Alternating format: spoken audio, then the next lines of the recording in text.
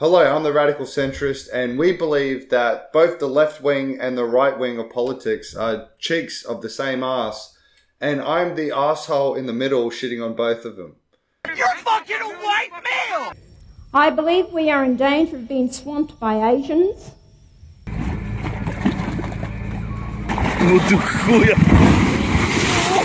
In today's episode, we're going to be talking about safe spaces. Our society has its own safe space, which is kind of a common room in the Students' Union.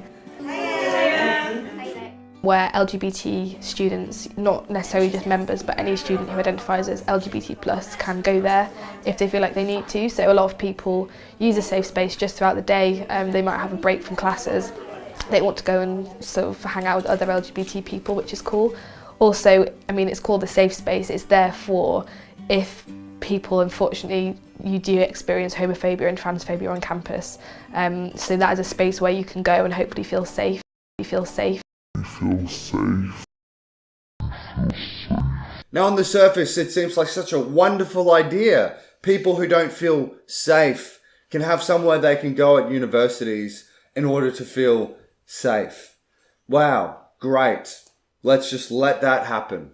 You know, but you have to ask yourself, is this coming from the recommendations of mental health professionals, psychologists? Or is these safe spaces being advocated by people who aren't mental health professionals and are just left-wing ideologues? Because you wouldn't take mental health advice from a right-wing ideologue. You wouldn't have a Nazi going, you know what's really good for mental health? Doing goose steps. Yes, marching around doing goose steps, sig-hailing is actually a great stress reliever. So why should I take advice from a left-wing ideologue? Because maybe if you don't know what you're talking about, you could quite possibly be doing more damage than good. Mental health professionals, they go about trying to make you braver and able to deal with reality. Maybe having a safe space is encouraging people to escape from reality. Maybe you're doing more damage than good. Maybe a safe space is the mental health equivalent of having a safe gym, where everyone at the gym, in order to become fit, they don't lift any real weights. They don't exercise in any real way. But what they have is they replace the weights with foam, and everyone can lift up a safe weight. So everyone can feel that they're getting stronger. In fact, what we would have in our safe gym is no one would be allowed to run faster than anyone else on the treadmill, because we're about equality. So everyone has to go the same speed on the treadmill. You feel safe, you feel safe, you feel safe, you feel safe, you feel safe, you feel safe, you feel safe, you feel safe, you feel safe. These are good people. You know nothing about them. You know nothing about them. You know nothing about them. I just want to point out that if this was any other group, if it was a communist group, if it was a socialist group, if it was like a Democrat group, if it was a centrist group, nobody would be here, nobody would be saying anything. But because the title says Republicans, and because that's connected to Trump. Because communists aren't fucking racist. Wait, can I please finish? Okay. Them holding this space and meeting and talking about these ideas, do you think this is a safe space for anyone else in the library? For folks? It is. Do you think it's a safe space? We literally knowing that they're meeting in here, that they've been meeting multiple times throughout the weeks. And knowing you work here till you and came. the things that they engage in. Do you, like, that doesn't feel safe to us.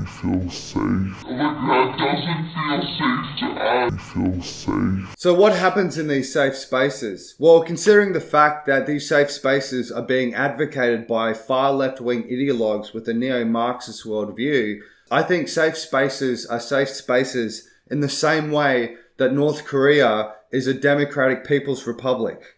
I would suggest that in these safe spaces, the only allowed opinions is the opinion that is acceptable of someone with a neo-Marxist worldview, and dissent isn't tolerated. Perhaps a more accurate term for these safe spaces might be conformity chasms. Oh, come into our conformity chasm. Yeah, no, we've got some really great views here. Perhaps the word gulag is actually Russian for safe space. Look, if radical left-wing ideologues want to cosplay revolution, that's fine. But I don't think it's okay for them to cosplay being psychologists and present false solutions for mental health issues like safe spaces and excessive trigger warnings. The reason the left will do these symbolic things like trigger warnings and safe spaces is because it allows the left-wing ideologues to trick themselves that they're helping people.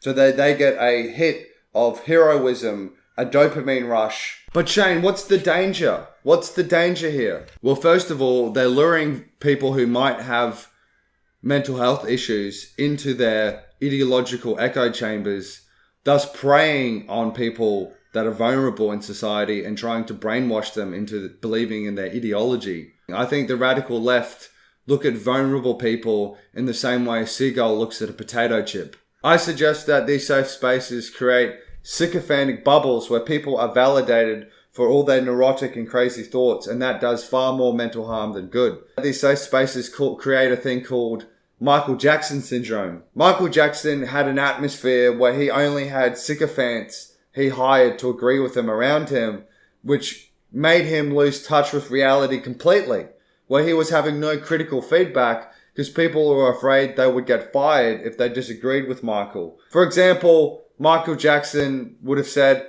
"Hey guys, do you think I should have a child's playground in my backyard? Do you think anyone will ask questions about that? Do you think I should have a Ferris wheel in my backyard and invite children? Do you think that's a good idea?" "Oh yes, Michael, that's a great idea. Yeah, no one's going to think that's fucking creepy." Thus, the danger of Michael Jackson syndrome, where you have maybe neurotic people who, for whatever reason, feel anxious and depressed or whatever. They will enter into these safe spaces and they will be validated by these left-wing ideologues who are trying to recruit. What a toxic environment. Always the best idea to validate someone's neuroticism. I had obsessive compulsive disorder as a teenager, and I convinced my parents and my doctor to go get me to have a brain scan because I was convinced I had a brain tumor, right? Like a lot of teenage kids are thinking about the person they're attracted to. I was lying in bed thinking, "Oh, I've got a brain tumor." Right? And I convinced them and they took me out to get my brain scanned. But as you know, a brain scan has x-rays, which causes damage to DNA. So as soon as I got my brain scanned, the first thing I wanted to do was go get my brain scanned again because I statistically increased my chances of getting a brain cancer. So all they did was make me more convinced I had a brain cancer by validating my mental illness. There's a thing called nocebos. Nocebos are basically a placebo, but it's been told to have a negative effect. So just like a placebo can produce a positive outcome just on the power of belief, a nocebo can create a negative outcome based on the power of belief. Anyone who's ever sold Panadol as ecstasy to high school kids knows the power of belief is incredibly strong. When you're watching those teenagers trip out on Panadol, you know the power of belief is a thing, right? So noceboing is basically this process where these left-wing ideologues are telling them that they need safe spaces. It's dangerous out there. You can't handle it. You need trigger warnings on everything because you can't handle reality as it is. This is the message left-wing ideologues are telling people, and maybe young, naive people who are trying to work out their identity and are trying to understand politics and trying to understand the world are going to hear these narratives. And essentially, they might come to believe them based on what we know about group conformity and group dynamics.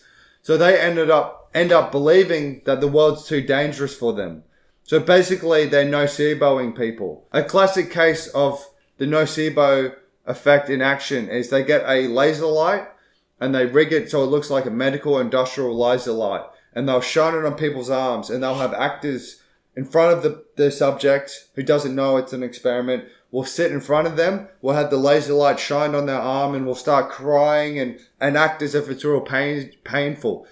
Then the subject will come and they'll sit there and they'll also get the laser light shined on them. And because they have the expectation that it's incredibly painful, a lot of the time they'll even start crying themselves. And when asked to rate their pain on a scale of 1 to 10, they'll write 9 or 10. Even though it's just a light, they've got the expectation and the belief that it's painful. And that belief will manifest itself in reality for those people. And they'll experience pain. I think this is the danger of safe spaces and trigger warnings. You feel safe. Ideology is incredibly dangerous because it creates a worldview that's inaccurate, and inaccurate ways of relating to that false worldview. For example, the Nazis were never able to win World War II because they rejected Albert Einstein's theories of relativity because he was a Jew and they hated Jews.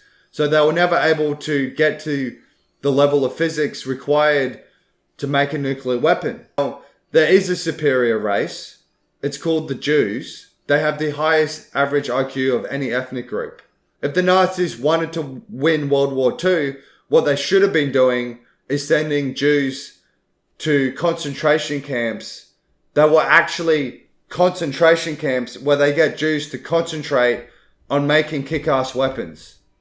Here's a theory that I have, and I don't think this is necessarily an accurate theory, but this is just me putting out a hypothesis here. Because I believe in free inquiry and not stifling political correctness where we have to have a narrow lens of what is acceptable thought, I'm going to elaborate on something that isn't quite politically correct. Here's one theory of why the safe spaces and trigger warnings and obsessive model coddling seems to be the norm with far left-wing ideologues. So things like feminism and the feminist movement, which is neo-Marxist, has popularized and campaigned for things like safe spaces. Now, I think human beings have instincts. I don't think it's all just social constructs and culture that shape our behavior. For example, if you've got a pet cat, you may have had that pet cat kill a bird and drag the bird into your room. You know, like I've seen my cat do this where they bring in the dead rat or whatever and they sit there on the ground looking real proud. Do you know what I mean? Like they think they're paying rent. They're like, the cat's like, you like this, don't you? And the reason, now I don't train my cat to do this behavior. This is something instinctual the cat does because, well, humans have had cats around because they kill vermin. That's one of the reasons we keep them around. So this behavior has been bred into them. And my friend's cat, who doesn't kill rats or birds, will bring in like clumps of grasses and sticks and stuff and will come into his room and drop it at his feet. Like, you like this, don't you? Here's rent. You love this shit. Because that instinct is finding a way to manifest itself without the actual vermin, because there's no vermin around. Is it quite possible, because women are having children a lot later in life, that these instincts for paternalism and protection are being misfired neurologically instead of actual children and babies that require safe spaces and require people to protect them, is being misallocated onto the minorities that they treat as infants? Is this what's going on? Is safe spaces the cat equivalent of bringing in sticks and non-real vermin in? Is this what is happening because women are having children later in life, that they're substituting minorities for children? Go get a dog, all right? If you want to have an Oedipal relationship with something, get a dog, because you know what? This dog will never be able to be independent without a human carer. And if that hole in your heart that you need to fill in, maybe instead of filling it in with ideology, just get a pet dog. Look at this little victim. Huh? Look at the little victim here. Oh, my sweet little victim. Who's a cute victim? Who's my little victim? Huh? Who needs a safe space? That's right. Puppy needs a safe space. Who's voiceless? Who's a voiceless minority? That's right, Bella is. Bella's a voiceless minority. Hey, thank you for watching. Next week, I'll be interviewing my friend Murray Taylor about his experience as being a Jehovah's Witness, going through that experience and coming out and then joining the socialist movement and his experiences in that. We're going to ask him about all the kinds of groupthink and cultish dynamics. We'll also be interviewing my friend Mitch McCutcheon about gambling addiction. And on the 30th, I'm doing a show called Blaze Against the Machine about addiction, psychedelics, and the war on drugs.